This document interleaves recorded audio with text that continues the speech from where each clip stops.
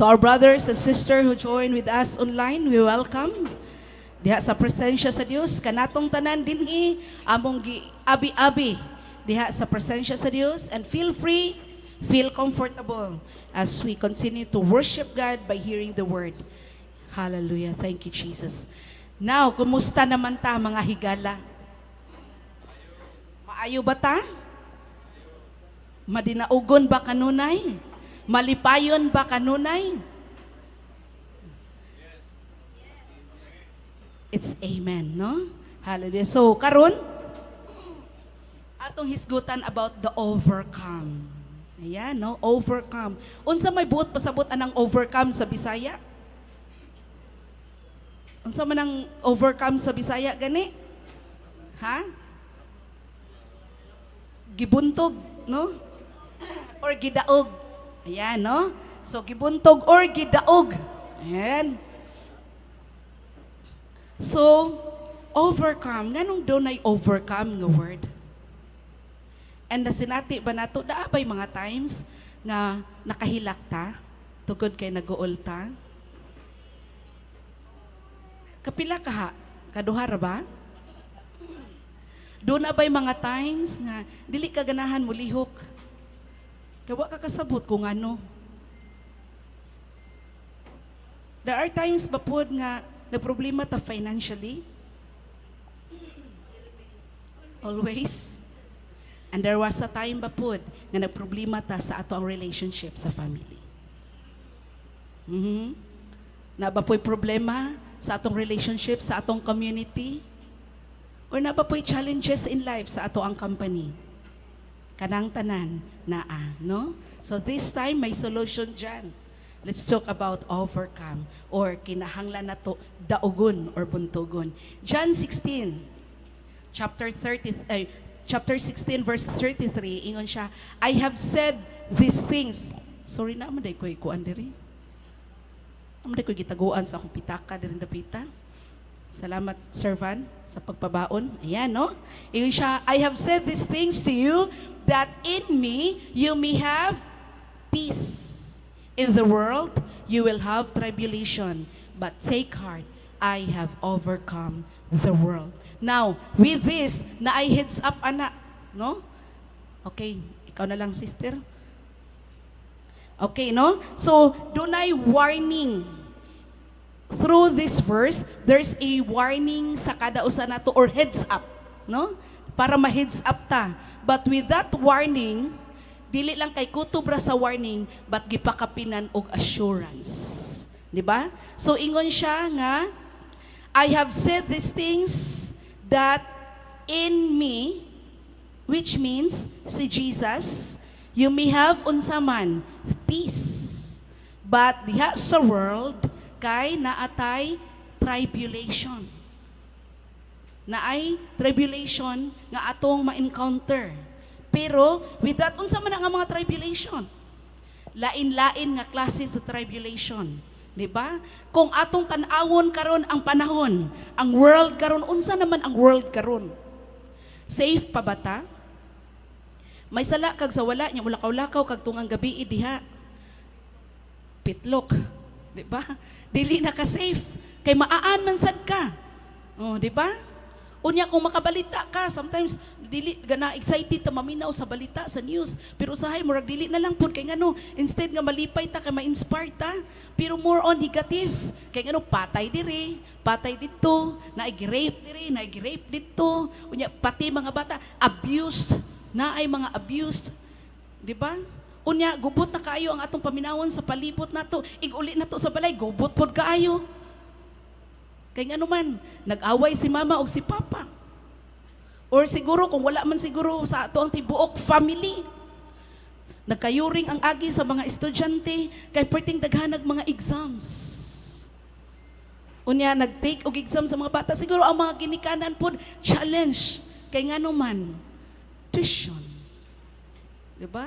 Maliban sa tuition, apay mga bills. Kay kinsa to, Judith naman dahil no?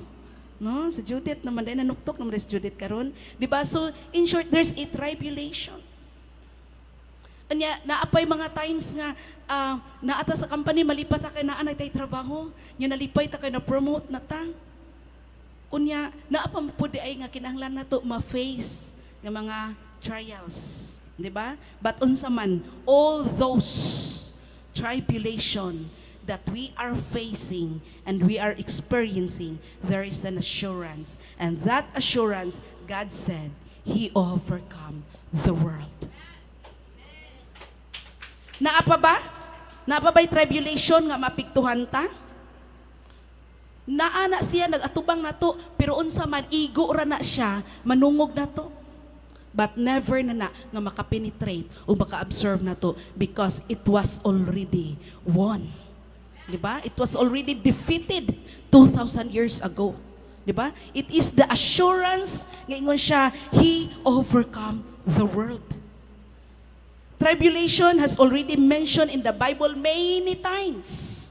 Dili lang kay kaniadtong panahon, even until now, that we have to, unsa man, face troubles and trials every day as we commit our life in following Jesus. Kay ngano man, being a Christian, again, is not a bed of roses. Di ba? Walay challenge kung dili ta mo face ang mga trials. Pero again, di ba, it was just only a trick or a strategy of Satan nga ma-depart ta or mawala ta sa ato ang focus o sa ato ang gugma nga sa atong buhi nga Dios. No? It's just only kinahanglan unsa man ang atong entertainon. Entertainon ba nato ang troubles or ang tribulations sa ato ang kinabuhi or i-focus nato ang promise the Lord nga ingon siya, I have overcome the world. Di ba? Who shall separate us from the love of Christ? Shall tribulation, or distress, or persecution, or famine, or nakedness, danger, or sword? Mao ba na ang makapaseparate? No. Because again, ingon siya, I have overcome the world. Walay maka-asdang, walay maka-guba, or walay makaputol, no, sa gugma sa Dios nganhi kanato. Amen ba diyang dapita? James 1:12 ing siya, blessed is the man who remain steadfast under trial. What is steadfast? Steadfast is lungtad. Lungtad or magpabiling lig-on, no? Under trial, for when he has stood the test, he will receive the crown of, dili mo ganahan sa crown, the crown of life which God has promised to kinsaman, to those who love Him. So it is already given. It is already offered sa ato. All what we have to do is to own it. No? Kuhaon na nato, ato nang gamiton.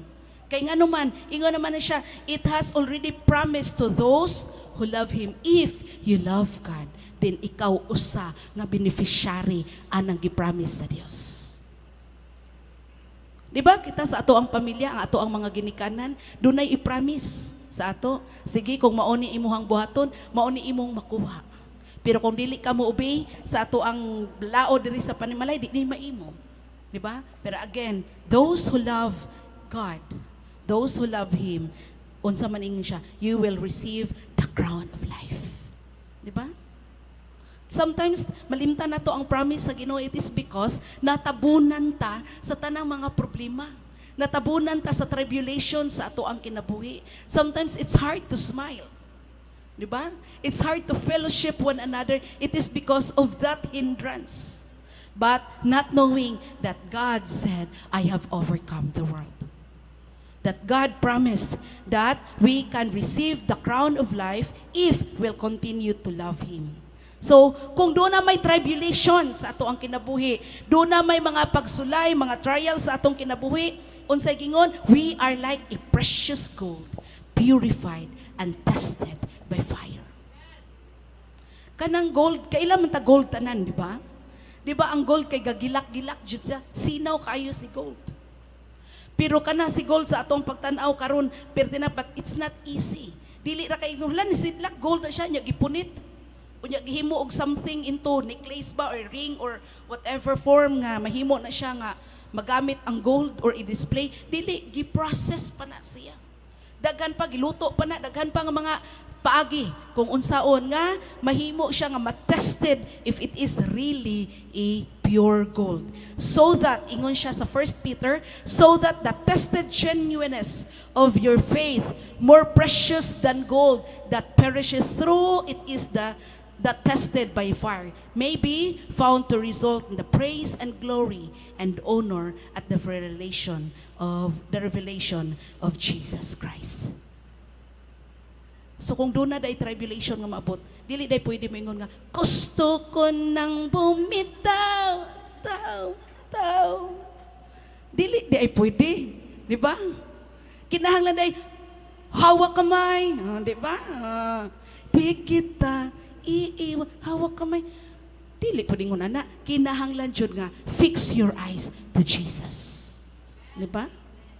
Sa among discussion kagahapon sa among ISOM, nindot among discussion kagahapon sa ISOM. Kay we talk about worship. We talk about praise and worship. Kung unsa daay ang tinuod nga worship diha sa Ginoo, how we can express our praise, how we can express our worship, and that worship is come from your heart.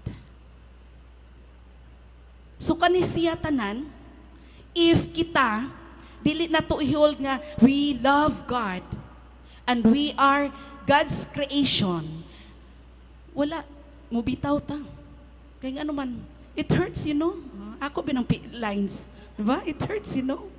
Kay nga naman, tungod kay murag sobra naman po ni, grabe na po ni nga mga pagsulay, pero again, finish na ba di ka sa pag-test o pag-process isip gold at ubangan sa Dios. We are a precious gold in the sight of God. We are special in the sight of God. So kung doon na magaling mga trials, siguro kadausan na to natin mga trials, oy. Emotion na to. Kalabanan asa strike ta sa ato ang emotion. Sa asa ta strike sa ato ang patience.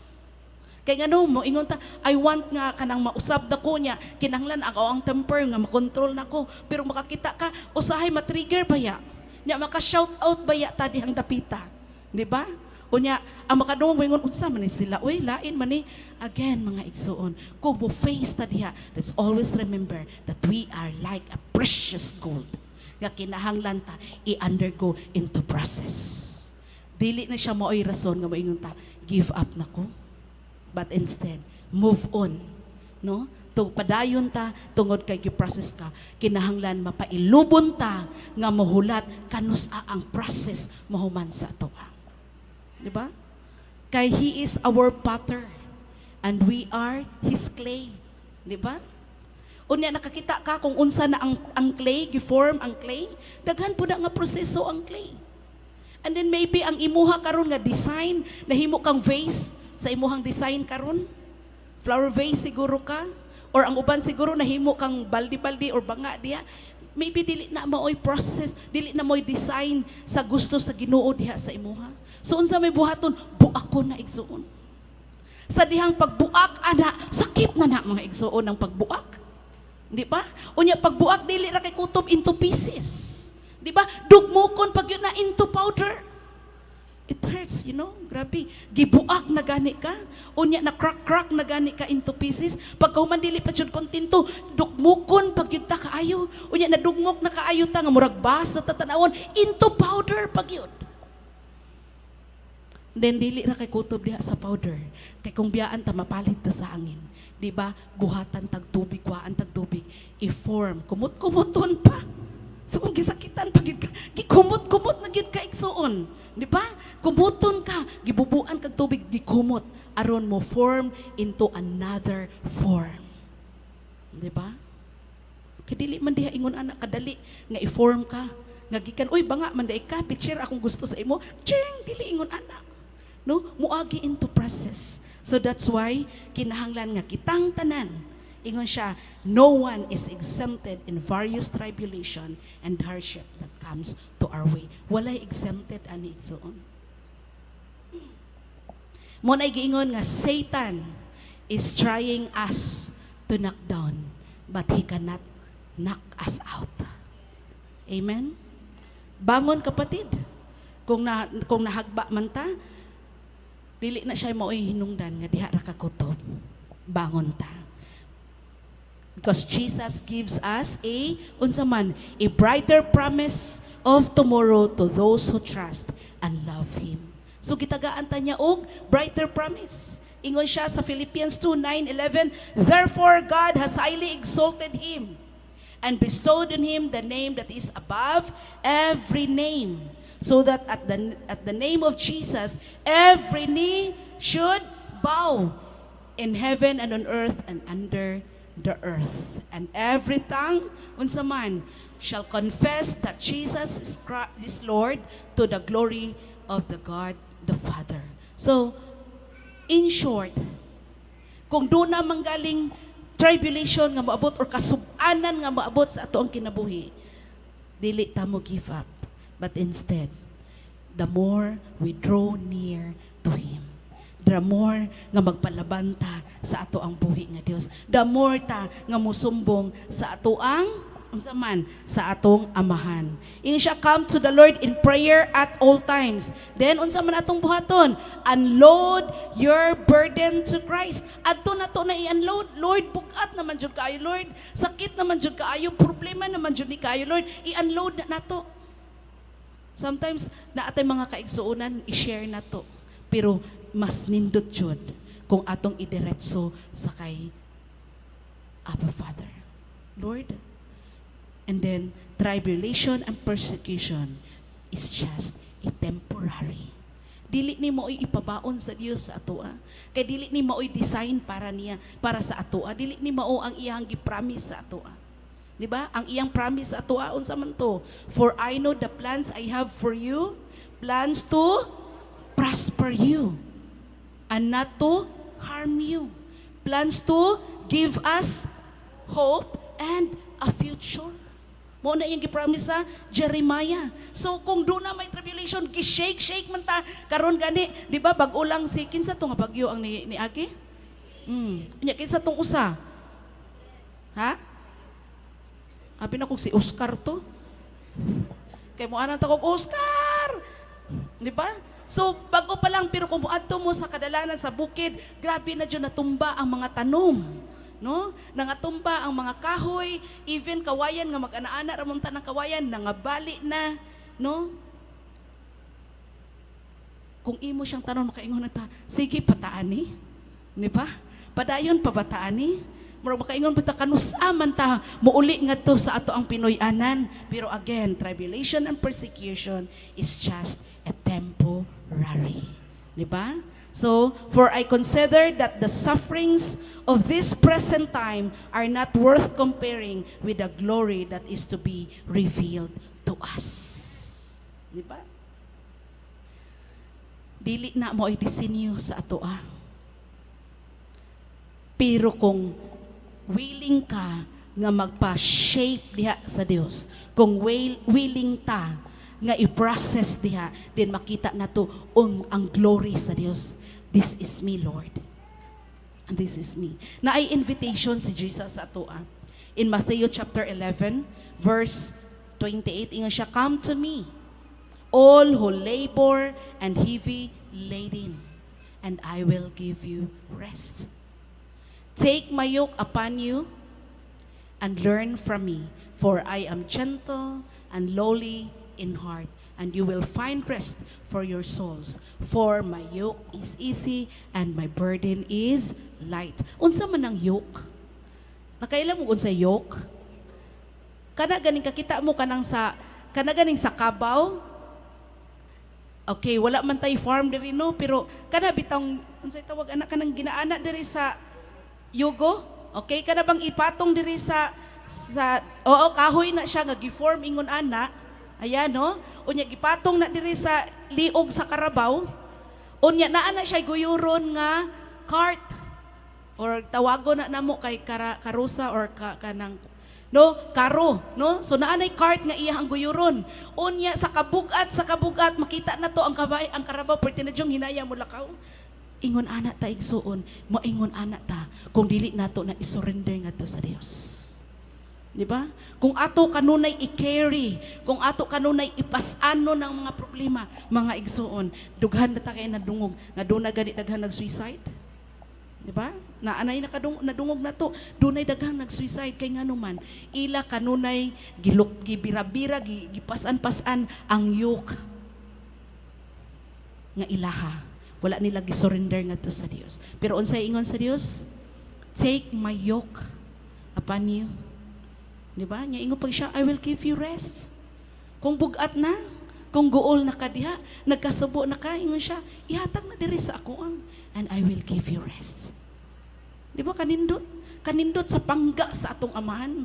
Kanindot sa pag-atiman, sa pag-care sa atong langit nung amahan.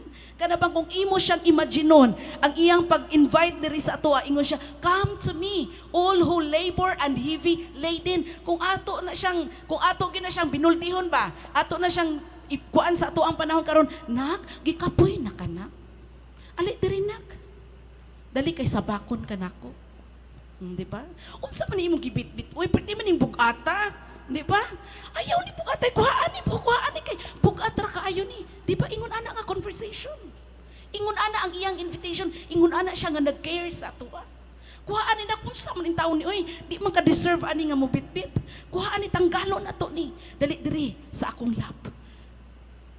Pahuway. Di ba kanindot?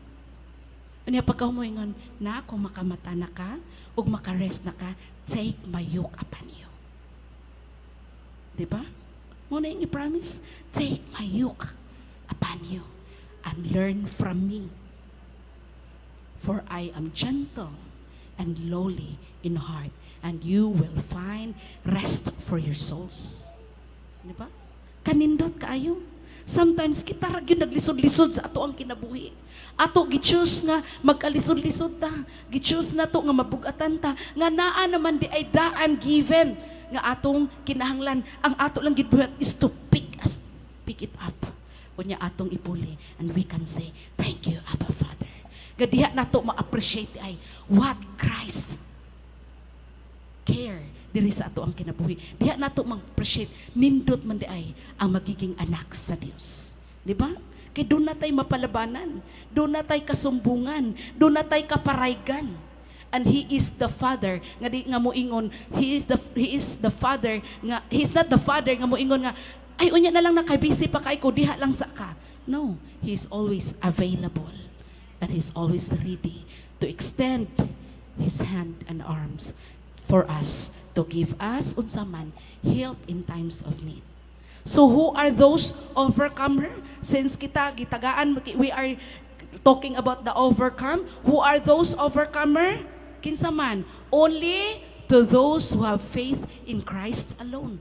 True. Maglisod man ta og encouraged to overcome nga gibuntog na kung wala ta na convince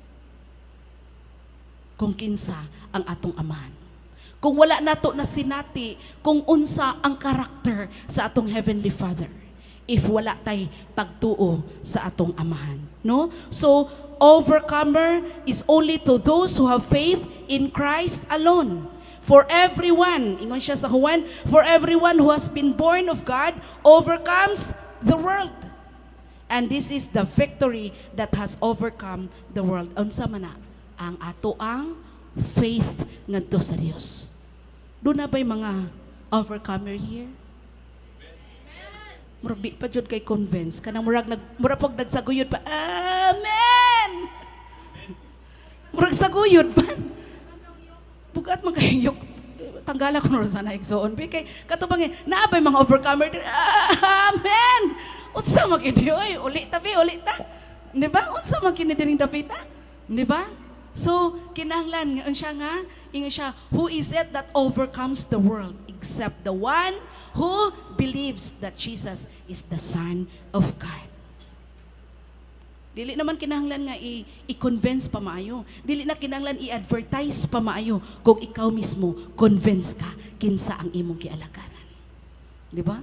Di na kinahanglan nga i-promote pag maayo kinsa ang Dios nga imong gialagaran. If you have faith and if you believe that He is the God, unsa to ka ganina? He is the God that is unchangeable. Diba? Unchangeable. unshakable. Unsa pa to?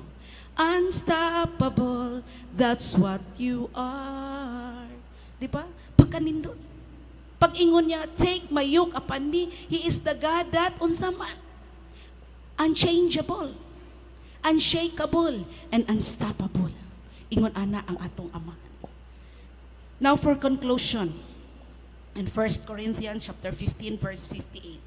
Therefore, my beloved brothers, be steadfast, again, immovable, always abounding in the work of the Lord, knowing that in the Lord your labor is not in vain. Kinsa may gikapoy diri karon? Kinsa may na-exhausted na diring dapita? Kinsa man diri nga kanang grabe na jud imuhang trabaho, initiative. Ayan, no? So gahapon kanang do na joy ni express, do na joy ni cry out kagahapon kay gikapoy na jud daw kuno siya kaayo. No? Nihilak gyud diha jud dapita nga area, nihilak na gid siya maayo. Grabe wawaw gyud og maayo. Kay grabe na jud kuno kanang gikapoy na daw siya nga na-exhausted na gid siya kaayo. Murag hapit na. No? Kay iya jud kuno gibuhat ang tanan niya nga initiative, iyang effort, bisag sick na kayo siya, pero wala jud kuno na gets ang iyang vision. And I said, your labor is not in vain. You're not doing this for the glory of man, but you're doing this for God's glory. Pero ako siyang gitugutan nga muhilak kanang wawaw jud. Ang ngayon pamanday akong anak nga wawaw ug maayo oy. Grabe jud, dili na lang nato ikuan kay kasaban niya kuan ni ron ikaw man ako gwali diri, kasaban ng kuan nga nung nanabi ko, no? So grabe jud ang iyang wawaw. And then unsa may giingon man god, kinangan take my yoke. So paghilak niya gipasagdaan sa nako mahilak oy. Gipahilak jud sa nako, no? Unya gipasagdaan ako nga mo express siya sa iyang gibati. And then after I pray for him. Unya akong giingnan, kung dili na ka, kung give up ka just for this, then I don't know if you are really a Christian. Nya ako lang po gipasagdaan, ibili nang po nako diri. Akong gipasagdaan kung naa pa ba initiative padayon pabagyapon ang mga programs, ang ilahang mga gipang buhat, continue pa man daay gihapon. Hamtong na gid ay. Di ba? So, normal man sad na nga mo cry out ta. Tabangan sa Ginoo, no? Ihilak nato ato nang isumbong ngadto sa atong buhi nga Dios. Sige, next daw please.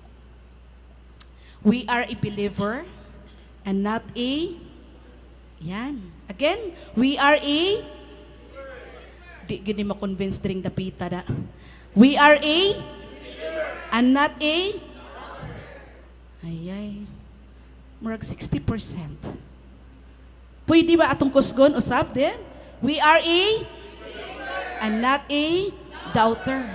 So kung unsay promise sa Dios, iyan ang buhaton. Unya again, wala siya gibuhat kung wala niya gipasabot daan sa ato. Kung wala niya gisulti daan sa ato. So ang tanan niya nga gisulti, iyan ang pagabuhaton. Next please.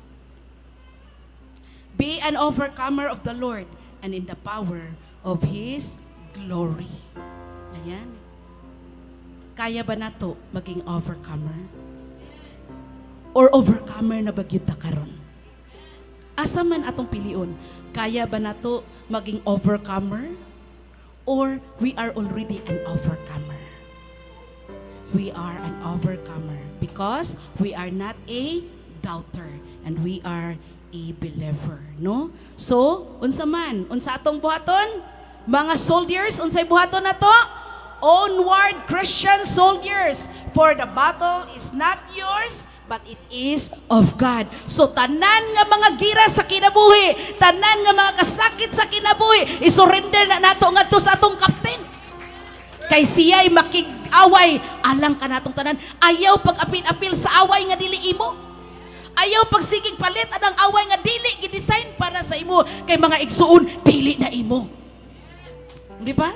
Nganong magpaapekto man ta nga si Jesus na lansang naman sa cross aron kita mahimong victorious, aron kita dunanay kalinaw, aron kita dunanay kalipay. Nganong magsigi pa man tag kagulhol dia, nganong magsigi pa man tag, nganong mag-apil-apil ba na ang gira nga dili na gihatag sa Dios alang kanatong tanan. Di ba? He fought the good fight just for you and for me.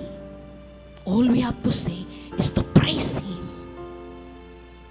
Kung unsa iyang gibuhat nganhi kanatong tanan. Humana ang gira mga igsoon. Kung doon na may manamastamas sa ato, dunay mo laban nato o dunay mo palit, mao ang Ginoo nga atong gialagaran karon. So kung doon na may gira, Lord, no anasad ay. Di ba? Because ingon siya, unsa ray idasig sa ato, onward Christian soldiers. For the battle is not yours, it is of God. Siya ang mulaban para sa iyang mga katawan. Amen? Because overcome challenges to achieve goals. Amen?